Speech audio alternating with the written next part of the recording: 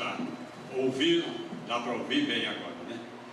Meus irmãos e irmãs de dois lados da vida, um bom final de tarde, um bom início de noite, daqui a pouco está chegando, que nós possamos aproveitar, cada um de nós, incluindo aquele que vai aqui buscar falar alguma coisa, para que possamos aproveitar daquilo que vamos falar e daquilo que vamos ouvir, que for mais próprio para nós.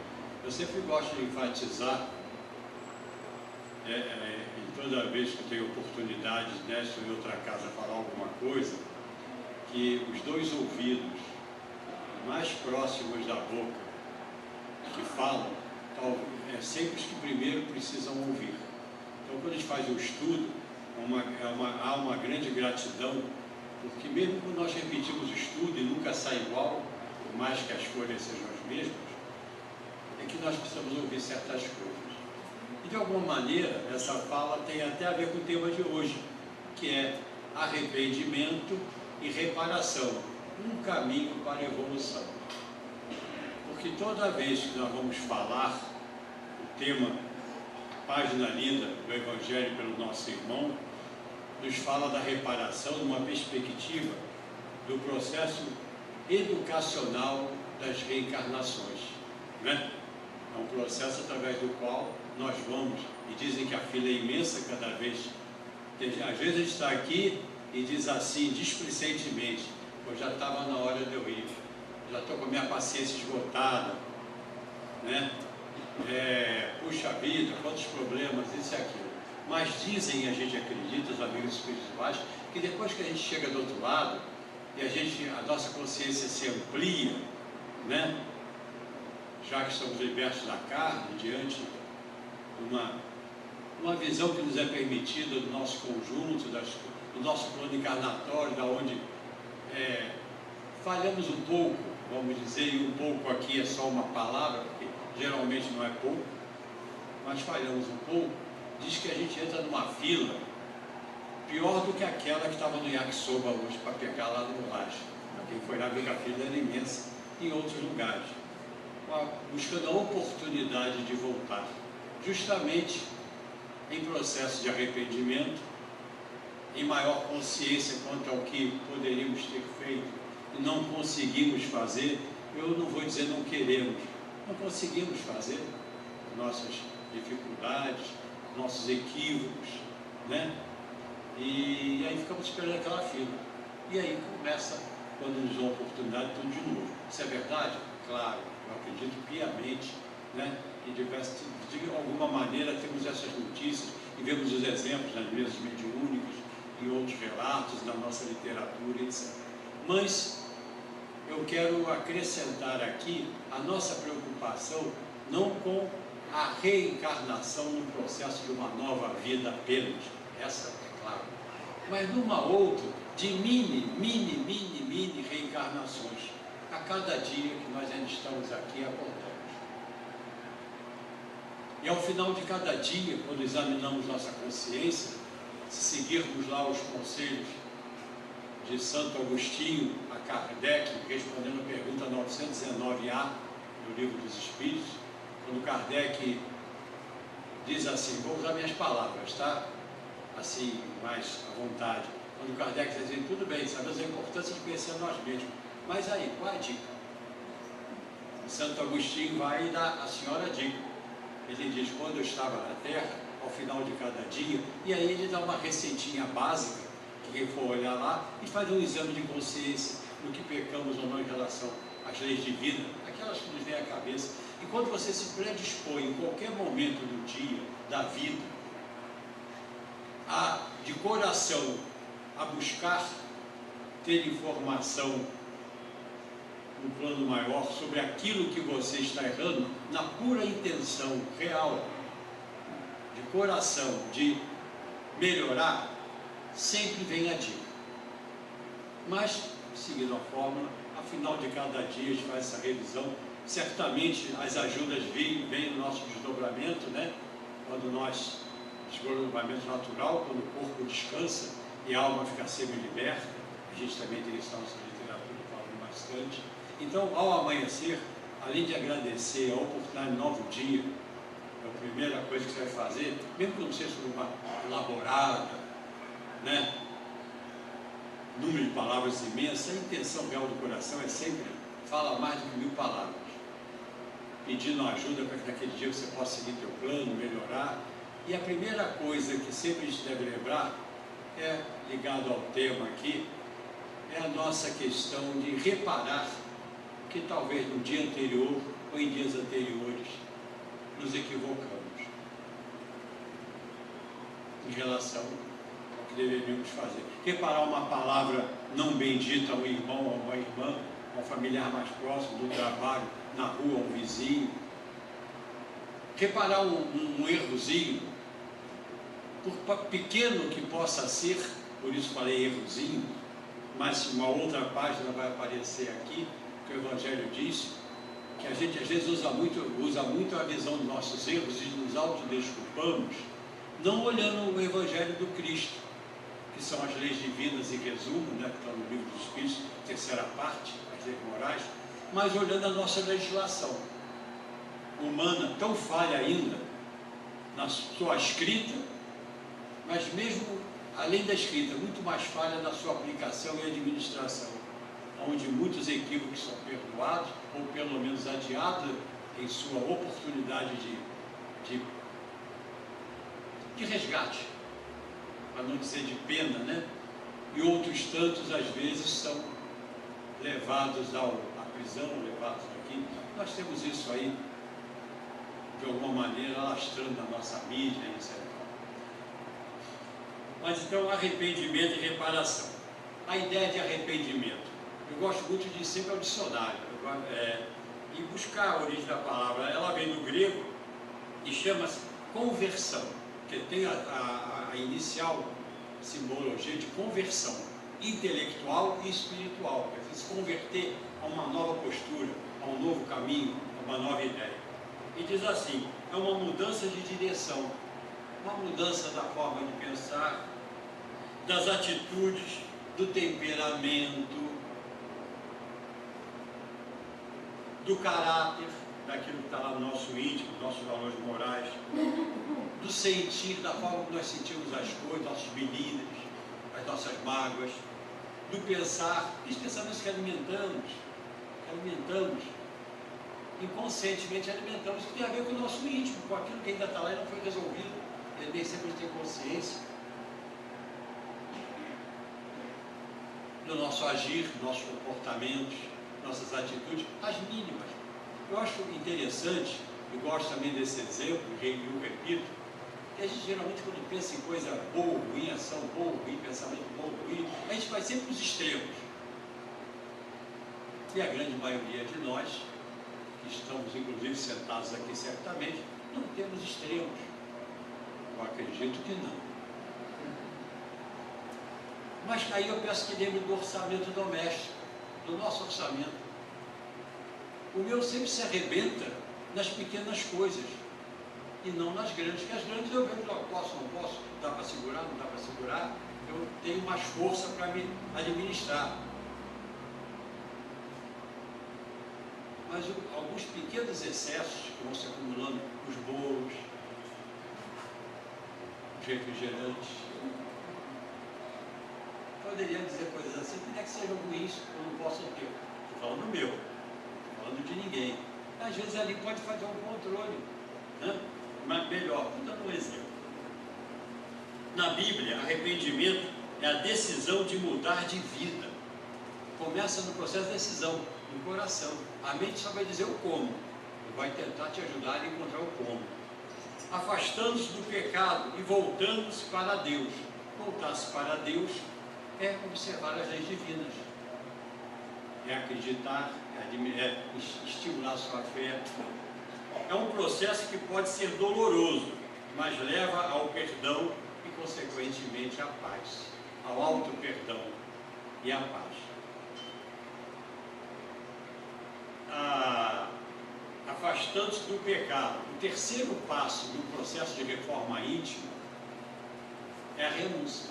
O primeiro, aconselhado por irmã, se não for lá no Reforma Sem Batilha, mas veja pelo raciocínio, é porque ela aconselhou, afastava o conselho dela, porque a irmã se não for, mas é eterna posição de aprendiz, ou seja, eu nunca tenho as respostas, não importa, eu devo sempre estar aberto para aprender alguma coisa nova, alguém que me traga um novo, não importa a idade da pessoa, os diplomas, isso e aquilo. Aliás, eu aprendi muito mais com quem não tinha diploma nenhum do que com aqueles diplomas que eu acumulei, pelo exemplo. Interessante. O segundo passo é o conhece a ti mesmo, é conhecer as nossas dificuldades, evidentemente, para poder administrá-las, botar limite nelas, isso e aquilo. E o terceiro é isso que eu estou falando, é a renúncia. Que quando fala aqui, afastando-se do pecado, significa afastando-se daqueles pontos, daquelas atitudes, daqueles ambientes, daquelas relações que te estimulam no que você tem dentro de você. O que está superado, o outro não consegue te conduzir para o erro. No outro dia eu falava isso com uma pessoa mais jovem, bem mais jovem do que eu. No meio de uma madrugada, eu já estava dormindo mais do que qualquer coisa, mas percebi a necessidade de me imbuir de força, sentei no sofá e comecei a conversar. E eu dizia, o outro é o outro. Você é você. O outro tem que cuidar dele, você tem que cuidar de você. E quando puder, ajuda ele. A recíproca é verdadeira. Então, ninguém vai te levar para nada, ninguém vai te estimular para nada com resultado. Estimular vai, tanto de um lado da vida como do outro, estão aqui. Mas ninguém vai conseguir te arrastar para onde ainda não bater com alguma coisa dentro de você que você ainda não conseguiu superar.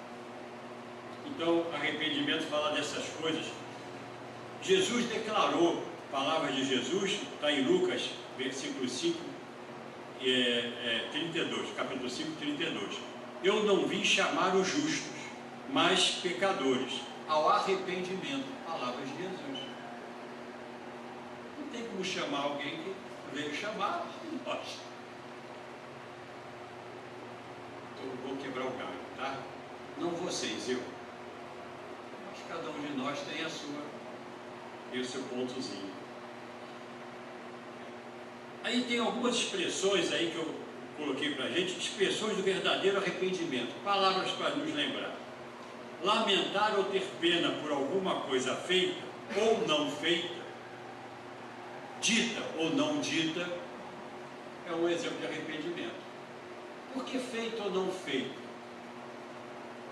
Por que dita ou não dita? Porque o Evangelho nos lembra que a virtude, que quando a gente ouve assim aquela em outras palavras, o amar o próximo para ti mesmo, não fazer dos outros tudo aquilo que não gostaria que você fosse feito. Legal. Uma virtude passiva. Não fazer. Agora o Evangelho também nos diz, no mesmo parágrafo, que é importante que a gente alcance um degrau superior, que é uma virtude ativa. Não é só não fazer, não queria que fizesse a nós, é fazer ao outro aquilo que gostaríamos que ele fizesse a nós, que é a expressão da mais pura caridade.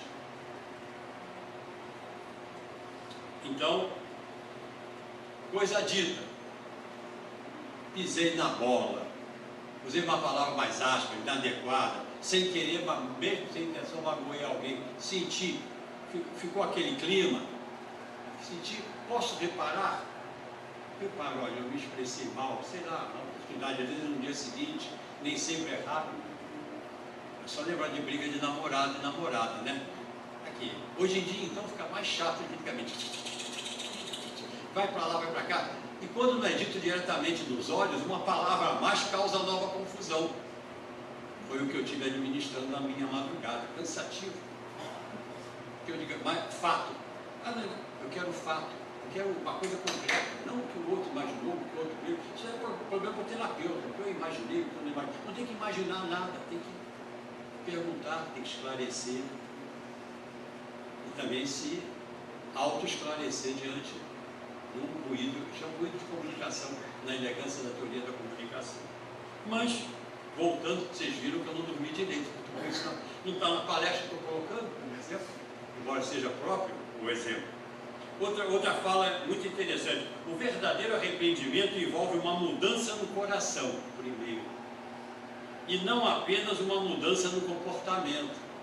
Aquele comportamento social, aquela palavra diferente, aquela coisa para ilustrar, às vezes um pedido de desculpa que transfere ao outro a responsabilidade da culpa.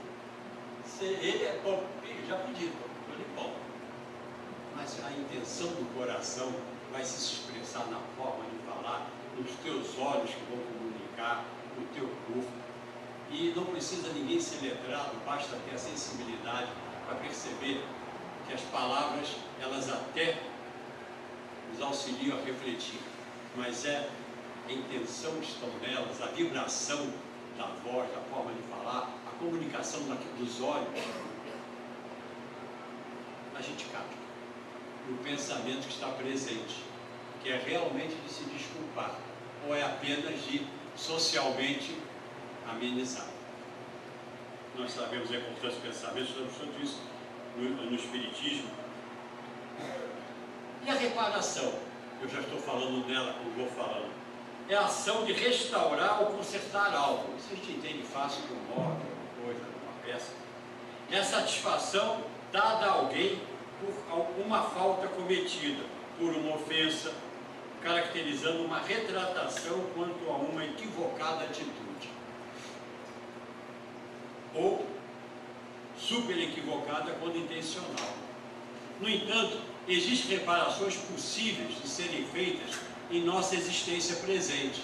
Não precisa esperar a volta para o seu novo plano encarnatório. São aquelas 1000 pequenas coisas que nós cometemos, e na medida que nós vamos reparando, não só não vamos diminuindo a carga do outro lado, mas principalmente vamos tornando a cada dia melhores do que a gente, e principalmente aliviando o coração dos outros.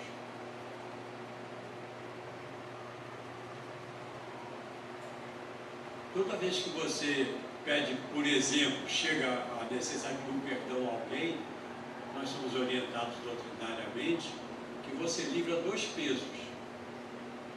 O primeiro é o do teu coração, mas se for sincero e for de intenção, você vai ajudar o outro ao te perdoar, livrar o peso que está no coração dele, que é outra coisa que a gente tem que pensar quando está do lado oposto.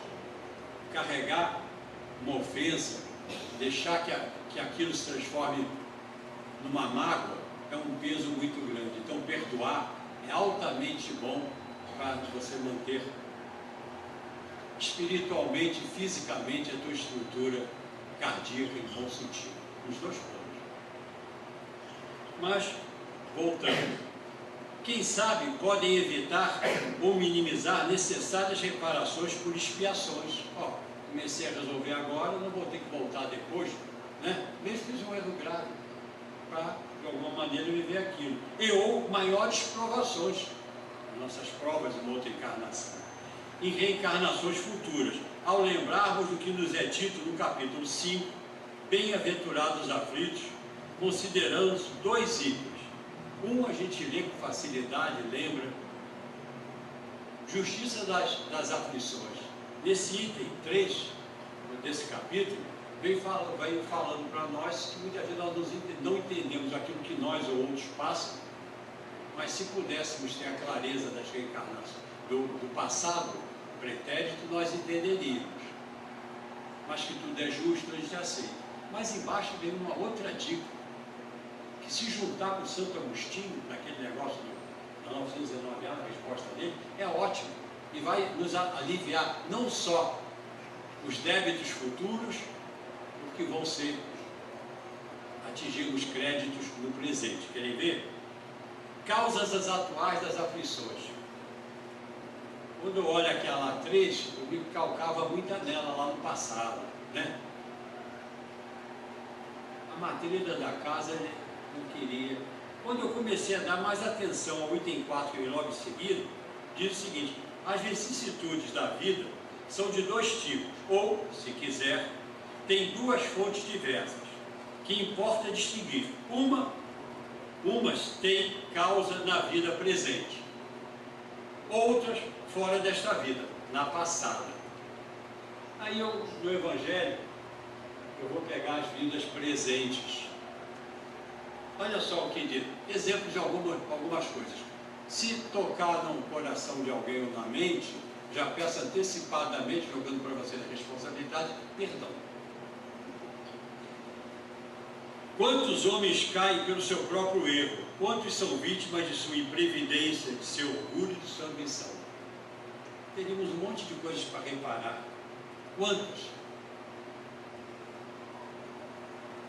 Se eu fosse fazer aqui uma relação das que eu lembro, eu começo a lembrar, algumas imediatamente, outras às vezes quando vou amadurecendo mais, quantas coisas no que eu perdi e até nas coisas que eu acho que eu ganhei, mas foram só problemas para a minha vida e para o futuro. Quer ver o tweet? Quantas pessoas arruinadas por falta de ordem, de perseverança, pela má conduta ou por não terem impostos limites a seus desejos. Poderia me enquadrar também em várias coisas aqui. Falta de ordem, muitas vezes, nem em todos os campos da vida, mas às vezes em outros. Administra bem o trabalho, os resultados na empresa ou na função que tem, mas não administra na família, nas relações familiares. É um gentleman na rua. Ao entrar na casa espíritas, eles nos colocam naquelas asinhas que eles têm lá embaixo, para alguns só. Eu nunca consegui uma, mas tem gente que consegue colocar uma. Mas às vezes sai dali, chega em casa, vira um déspota, e nem sempre esclarecido, como a história nos ensinou sobre os déspotas esclarecidos. Tem uma dificuldade em colocar seu sentimento, em dar uma ajuda mínima, em dar um bom dia, em dar um sorriso, e dar uma esmola que transcenda o material, mas que seja do acalento, da presença. Quantas uniões infelizes por não serem fruto do interesse, por serem fruto do interesse calculado, ou de vaidade, e nas quais o coração não se presta a nada.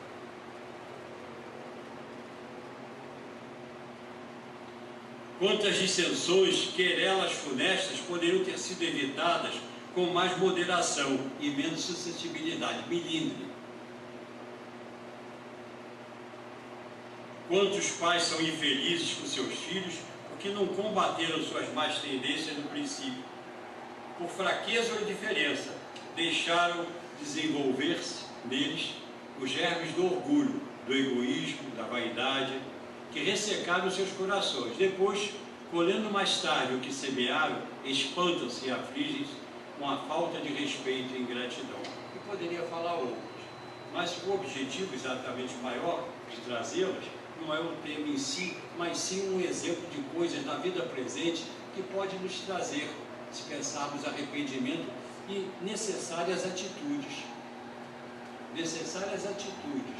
possíveis a nós de reparação. E sempre dá para reparar alguma coisa.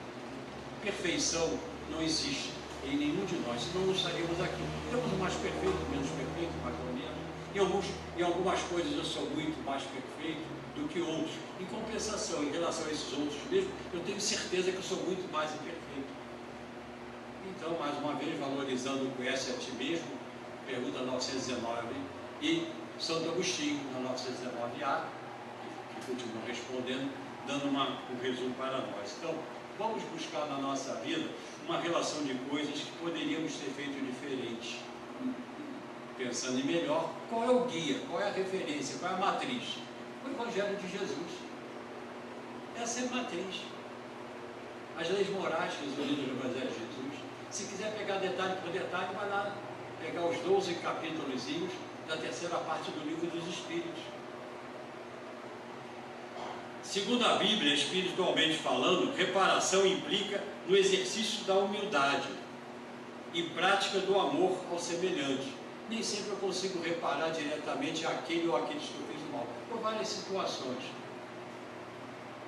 Ou que eu acho que fiz o mal, me sinto de alguma maneira responsável. Eu não gosto da palavra culpado, mas é o sentimento da culpa que nos chama a atenção, a responsabilidade. Vamos supor, fazendo uma imagem, tá? Nem sempre, vamos supor que eu tinha uma pessoa querida, ou que mesmo que fosse tão querida, eu tinha a chance ou me era chamado a ajudar uma pessoa de idade, lá já não podendo fazer isso, fazer aquilo, já mais independente, e de repente a pessoa vai eu fico me culpando, eu sou vivo, todo bato com a cabeça na parede. Nada disso adianta. Jogo de cena, vitimação. Pode enganar a gente, mas não engana lá em cima. Vamos reparar. Vamos lá para o laje. Ajudar uma vez ou outra, bater um papo com uma daquelas pessoas mais sozinhas lá. Procurar é uma forma indireta de reparar. Estou devendo a uma pessoa, devia, a pessoa sumiu, ou morreu, ou não conto mais com ela, mas fiquei devendo, poxa, aquilo causou problemas. Veja um outro que eu possa ajudar, que eu possa emprestar, que eu possa... Tem sempre uma maneira de compensar, porque quando o coração se volta para, eles se juntam para nos ajudar a fazer o que é certo, não porque tem alguma parceria conosco. A parceria principal que estabelece os Espíritos conosco é a da nossa intenção de nos tornar melhor e de fazer o bem. Aí eles procuram nos ajudar e a gente vai fazer de acordo com a nossa possibilidade. Outra coisa, o tamanho da possibilidade, cada um tem a sua. Para Deus não interessa o tamanho do passo, interessa que ele é grande para você. Um passo que é grande para mim, pelas minhas dificuldades, pelo meu grau evolutivo, talvez seja pequeno para o Aureli, por exemplo. Lembram do óvulo da viúva? Do Evangelho? Chegava lá, os caras botavam dinheiro lá, Jesus só está observando, lá naquelas caixas de contribuição. Aí a viúva chegou lá e botou uma moedinha pequena, uma viúva. Aí Jesus falou, eu estou usando minhas palavras para imaginar.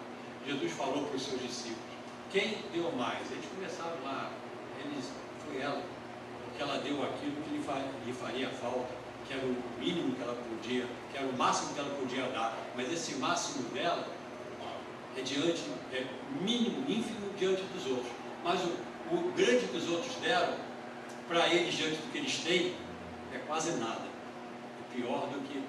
Então, assim também são os comportamentos. Tem gente que tem mais facilidade, estão no outro grau, estão mais evoluídos de alguma maneira, para ter algumas atitudes. Eles podem nos inspirar, mas não posso exigir de mim, às vezes, aquilo que eu ainda não estou preparado para dar.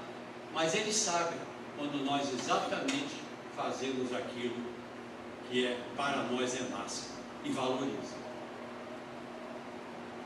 Eles não se iludem como nós, muitos de nós, não todos, é claro, mas muitos de nós nos iludimos com as aparências, com os volumes. Eles não pensam na quantidade, eles pensam na qualidade. E as qualidades maiores do arrependimento no processo de reparação são aquelas que vêm realmente no compromisso do coração. Mas, lembrando, só para nos esclarecer essa questão de expiação, que eu sei que todos têm ideia do que é, mas eu escuto um montão de gente falar em expiação, como sempre o sofrimento. Eu vou trocar, é um desconforto, é claro. Você está fazendo uma coisa que não é muito, que fez alguém passar não muito bom, só para relembrar esse conceito que nos ajuda a pensar no nosso arrependimento.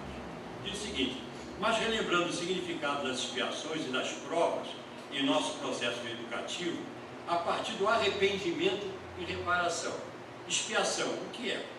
Expiações referem-se ao processo de culpa em que o espírito é apresentado a um contexto em que possa avançar moralmente, um desafio, uma situação de desafio, por meio de uma experiência equivalente, não obrigatoriamente igual, equivalente a que infligiu a outro no passado.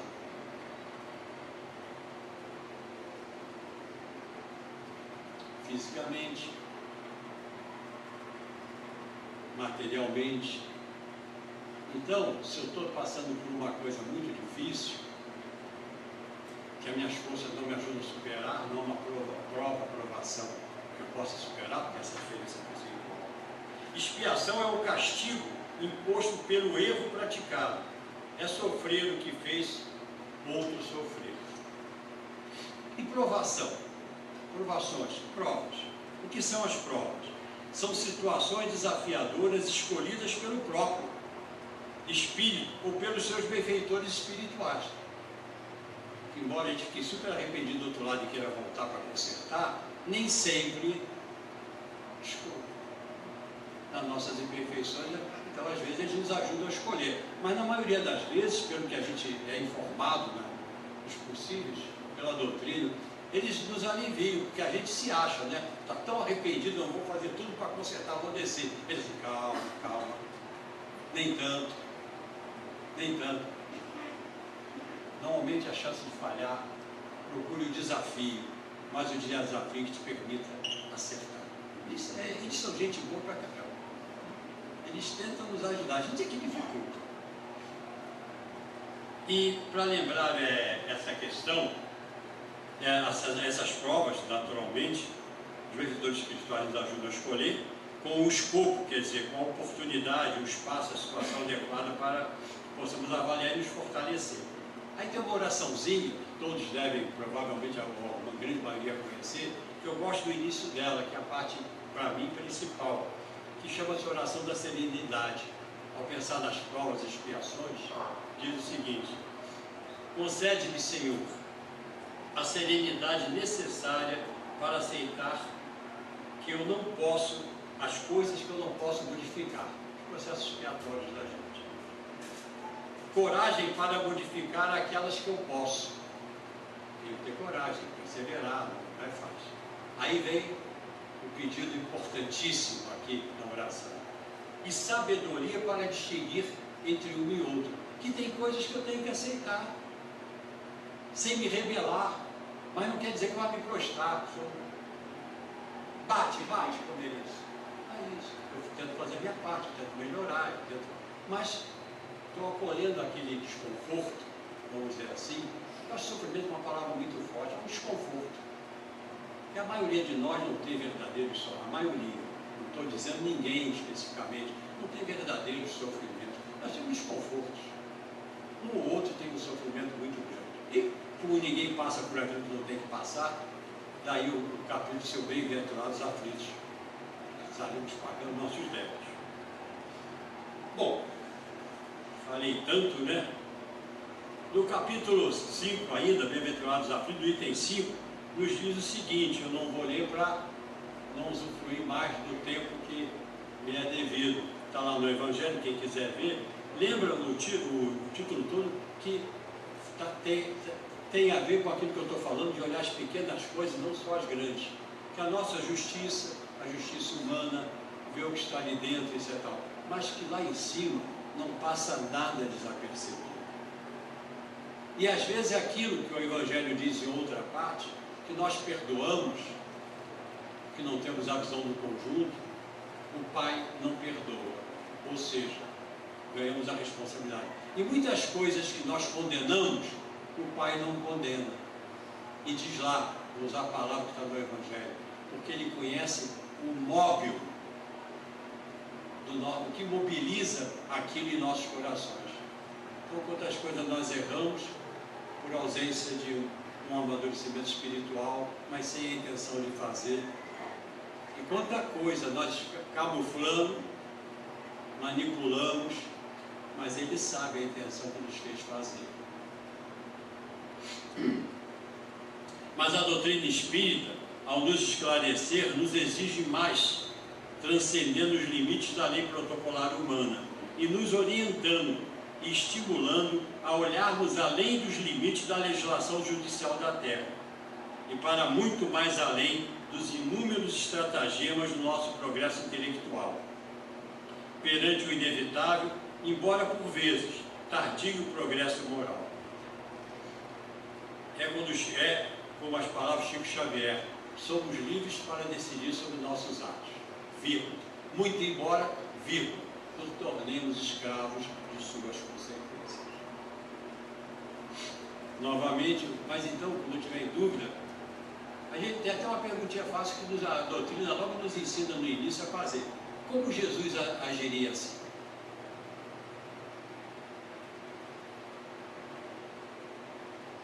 E por mais, se você faz a pergunta, se você não faz, tudo bem, tá?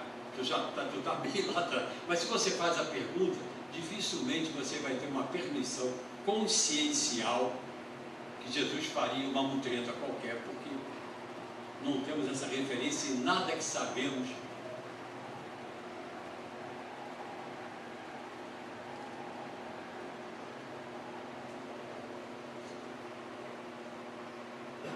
Sobre a vida dele. eu fui no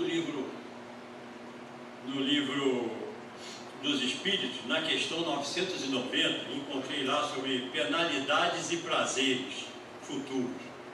Penalidade e prazeres futuros. Expiação e arrependimento é o item. Questão 990. O arrependimento se dá na vida física ou na espiritual? E eles respondem, na vida espiritual, mas também pode ocorrer no estado corporal, quando bem compreendeis a diferença entre o bem e o mal. E uma das principais coisas que a doutrina nos estimula é essa compreensão pela razão. Aí na pergunta 991, Kardec é insistente, graças a Deus, senão não teríamos essa beleza de doutrina. E ele pergunta assim, que consequência produz o arrependimento na vida espiritual? Esse a gente até já sabe, né? Diz assim, desejar o arrependido uma nova encarnação para se purificar, para melhorar, para evoluir. O espírito compreende as imperfeições que o privam de ser feliz. Por isso, aspira uma nova existência e que possa expiar suas faltas. Aí aqui faz uma observação para a gente olhar a pergunta 333 e 975. Eu fui lá olhar. 332. Na 332 é assim, Kardec pergunta, o espírito pode antecipar ou retardar o momento de sua encarnação? E eles respondem, poderá antecipá-lo, solicitando em prece. Dizem que a gente fica lá. Ah, meu Deus do céu, vai baixo com o coração, que a gente quer vir. Pode também retardá-la, mas não o fazem impunemente. Ele sofre como quem recua diante do remédio salutar que pode curá-lo. E sabemos que existe, inclusive, encarnações compulsórias. Não quero ir, não vou. Tipo criança que não quer entrar na escola de novo. Não vou. Aí, um arcanjo, daquele fortão, pega pela orelha espiritual, que eu não imagino como é, mas deve ser grande, porque ele pega mesmo e vai reencarnar. Pum! E joga lá. Aí cai no colo de nós. Nada acontece por acaso, a gente merecia aquele desafio para ajudar aquele espírito. 975 diz o seguinte, os espíritos inferiores compreendem a felicidade do justo? Sim, e isso é que faz o seu suplício. Sofre porque todo o mal que praticou, ou de que foi causa voluntária, por todo o bem que poderia ter feito e não fez, e de todo o mal que foi consequência daquilo que ele poderia doar, pelas nossas omissões.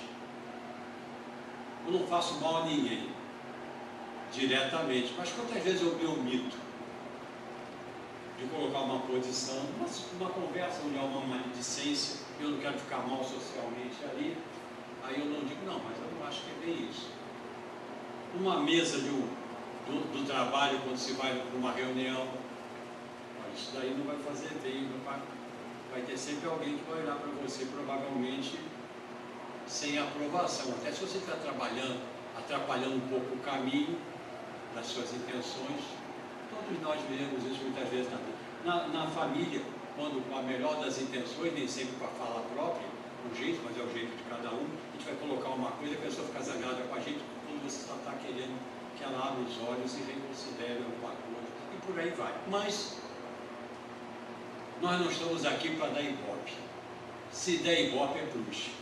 Nós estamos aqui para nos tornarmos melhores e com o peso da responsabilidade do nosso caminho, sempre que pudermos ajudarmos o irmão a se tornar também. Eu tinha um terapeuta muito interessante que eu conheci há muitos anos bem, que ele dizia o seguinte, vou usar a linguagem dele, ele era muito assim informal, ele dizia assim, ô Eugênio, fala mesmo. Aí ele dizia assim, eu falo mesmo. Eu falo o que tem que falar, procuro até falar da melhor forma possível, mas eu falo. Eu falei assim enfaticamente. Agora, se o outro não ouvir, é problema dele, porque eu estou limpando. E fazer assim. Nunca esqueci os gestos dele. Mas sempre é bom procurar a melhor forma, que é para ajudar o outro a ouvir. Né? Você já está com dificuldade de ouvir, vai ser grosseiro, vai ser chamar a sua atenção, é a melhor forma. Todo processo de arrependimento tem três vou dizer, 3 degrauzinhos importantes. O primeiro é o desejo de melhora. Você quer se melhorar, então você não se arrepender do que você errou. O segundo é o sentimento de culpa, que eu diria, vou trocar culpa por uma palavra que eu acho mais conveniente, que é a responsabilidade quanto ao que você fez de errado. Você vai de culpa, vitimiza a gente. Quando adoece no remorso, nos desequilibra, começa logo pelo centro de força do plexo solar. E aí desestabiliza todo o poder de defesa da nossa alma. E aí eu poderia falar outras coisas, mas não é tema daqui. O que importa é que remorso não é bom. O que é bom é reparar. Desejo de melhora é aquele esforço que você faz pela razão, e o Espiritismo nos ajuda bastante nos conscientizando sobre como devemos agir, buscando conhecer a ti mesmo e essa superação. Aí a gente tem que ser um pouco humilde, tá? Porque toda vez que eu quero me auto-superar, por um arrependimento, reparar alguma coisa, eu tenho que ver 3 fatorzinhos que também são aconselhados lá pela irmã do for, quando a gente quer se corrigir intimamente. O primeiro é o que eu devo fazer para reparar. O segundo é o que eu desejo fazer para me reparar, que geralmente é maior, né? Isso é tão errado. E o que equilibra é o seguinte: o que nesse momento eu posso fazer para reparar? Não adianta fazer umas coisas totalmente inadequadas em relação a uma pessoa e chegar no dia seguinte querendo reparar aquilo de qualquer maneira, se jogar na frente dela, no chão com a cabeça, entrar no meio de uma coisa. Eu sou culpado, desculpe. Não vai dar certo, vai ficar até esquisito.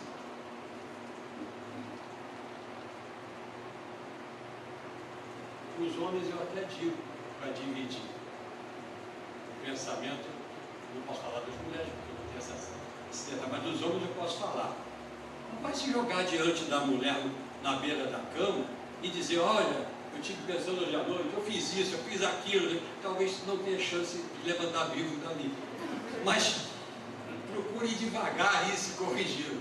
Quem falou isso para mim foi quando eu era católico praticante. Eu tinha muitos valores, mas quando eu era católico praticante, eu fui fazer o cursinho da cristandade. Faz muitos anos, eu era mais jovem, bem mais jovem. E depois de passar por aquele final de semana lá, super legal, a gente tentando se melhorar e todo imbuído, o padre daquele tinha a linguagem mais solta, mais assim, mais à vontade, que era o clima dali, né, para poder sensibilizar tudo. Ele juntou a gente assim e disse assim: olha, o último recado para vocês é um ensinamento de vida, não é um ensinamento católico. Não vão chegar em casa hoje imbuídos de toda essa sensibilidade que vocês estão, comprometidos em reparar as suas coisas, os erros, e vai chegar e dizer: minha mulher, olha, eu fiz isso, eu fiz aquilo, nem vou dizer o que é aquilo, isso, fiz aquilo, fiz isso, aquilo, mas eu estou purificado pelo cursilho, no final de semana, pelo cursilho da cristandade, então, me perdoa. Ele diz: não abre a mão, porque o que vem de lá para cá pode ser muito pesado e não vai dar tempo de fechar, para se proteger. Então, vamos sempre ter no coração a vontade de acertar, mas respeitar o tempo do outro para nos entender. Tem um postulado de Einstein, que eu também repito em várias palestras, talvez eu tenha repetido aqui certamente, que eu gosto muito, que lembra esse bom senso da gente, tanto em reparar e mudar, como vamos fazer. É o seguinte: a maior insanidade humana é fazer todos os dias as coisas da mesma maneira e esperar resultados diferentes. Então, se eu estou cometendo equívocos, eu tenho que mudar, experimentar novas formas, buscar uma forma adequada de fazer, de reparar o que eu falei, de reparar, de trabalhar o meu pensamento. A oração ajuda, claro, bastante.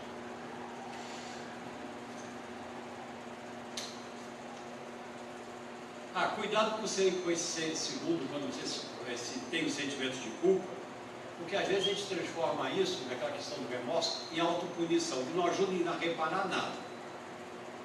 Tem pessoas que usam estratégia inconsciente. Quando é consciente, eu não tenho nem palavras, mas inconsciente da vitimação. Querem ver? Autopunição do sentimento de merecimento de desvalor. Eu não valho nada, eu sou horrível. Isso não resolve. Eles não querem que você fique se maltratando, eles querem que você repare, que você melhore. Postura de vítimas da vida. Não, toma uma vida na sua mão, enfrenta os seus desafios, tenha coragem nas nossas provações. Até porque a gente parte do princípio, que eu já devo ter falado hoje, mas que eu venho repetindo para mim mesmo. Eu não estou nunca onde eu não tenho que estar.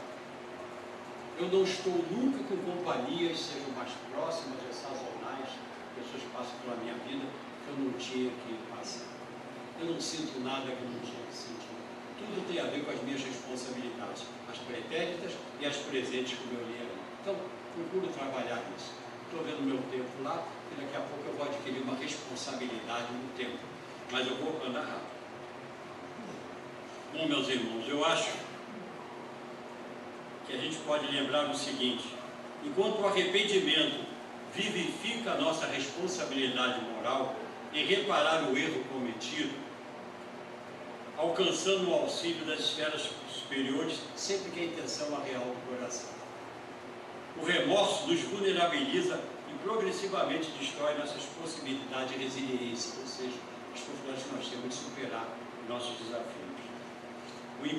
Jesus, no Evangelho de Jesus, no capítulo 7 do livro, aliás, do Evangelho, do livro Céu e Inferno, o título é o seguinte, não se, mas é assim o título: Código Penal da Vida Futura. Código Penal da Vida Futura, Céu e Inferno. Nos diz o seguinte: a reparação consiste em praticar o bem para aquele mesmo a quem se faz o mal. Aquele que não repara seus erros nesta vida, por fraqueza ou má vontade, certamente os reparará na próxima oportunidade. E eu, sem querer contrariar, quem sou eu? Jamais, nem tentaria. Só quero dizer o seguinte: não pensemos só nas vidas, lembremos daquele diário, aquela coisinha diária que a gente pode ir reparando. Não vou esperar outra existência, não, né? Quanto à reparação, nem todas as faltas também do céu e inferno, nem todas as faltas acarretam um prejuízo direto e efetivo. Nesses casos, a reparação se realiza fazendo-se o que se deixou de fazer, cumprindo-se os deveres que foram negligenciados ou desprezados, as missões em que tenha falido, praticando-se o bem reparador ao mal que se fez. Aqueles do dia a dia, o trabalho que eu não fiz com toda a responsabilidade ontem, eu procuro hoje reparar, a palavra inadequada, o comportamento impróprio, e são muitas as chances. Quem as dá? Nós mesmos, porque todos os outros a gente vai fazendo. Tem chance aberta de corrigir diariamente. É só pensar, escolhe alguns da imensa lista. Eu vou respeitar o tempo, é claro, porque eu tinha trazido uma leitura rápida sobre um... Hein? Não é 10 para 6, não? Está vendo quando a intenção do coração é boa e a gente se coloca à mercê do julgamento alheio, os bons corações te colocam novamente. Eu trouxe uma falazinha, a gente ouve muito falar, a gente ouvia falar no caminho primeiro que eu segui, céu de inferno, né, de céu, né? Minha mãe foi filha de Maria, então meus tios congregados marianos, então tinha verdadeiras aulas sobre céu e inferno, né? Mas quando eu entrei no Espiritismo, eu vi que não é exatamente assim. A gente também pensa em umbral e confunde o umbral com as trevas, muitas vezes. E se pensa acabado lá, né? Por mais que a gente estude. Então eu trouxe algumas coisinhas para a gente pensar nas reparações ainda, enquanto estamos aqui, mas só para dar um toque final. Umbral vem do latim sombra, treva, lugar de escurecimento. Então, entre a treva e a luz existe a sombra. No Esperanto é umbro, termo sombra. É uma transição entre a escuridão e a luz. É uma região do mundo espiritual em que não são as trevas, mas que também não é uma região maravilhosa. Eu acho que nós vivemos, isso é uma especulação minha, muitas vezes o umbral das nossas vidas ainda encarnados. Não digo nem quando a gente dorme e vai para aquelas farras, aqueles lugares. Eu digo assim, quando você vive carregando as mágoas, os pesos dos teus erros. Você está no umbral, está na sombra. A tua luz custa para vir. Vai fazer o bem, vai reparar que a luz começa a vir cada vez mais forte. As trevas são lugar de almas endurecidas que odeiam, onde se planeja o crime, onde se produzem os processos obsessivos graves, onde as pessoas vão ou estão cheias de desejos de ódio e vingança. Aqueles irmãozinhos equivocados, que ainda estão presos naquelas normas do tempo, se deixaram corromper pela amargura, pela raiva, isso e aquilo. Bom, já o umbral é onde as pessoas estão em pânico por conta do que fizeram. É um local de dor, de gritos, de gemidos, de soluços, de ranger de dentes, simbolicamente usando as palavras de Jesus.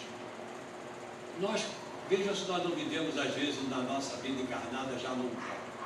Quando a gente vive amargurado por alguma coisa que fizemos errado, pedimos a luz um jeito de nos intuir, de nos inspirar para que a gente possa consertar, reparar. E a gente já começa a se libertar do umbral aqui. Pelo menos isso que a gente carrega aqui, né? O umbral é extremamente visitado pelos espíritos benfeitores. Como se o nosso umbral terreno me permita essa figura de linguagem que eu estou usando. Por quê?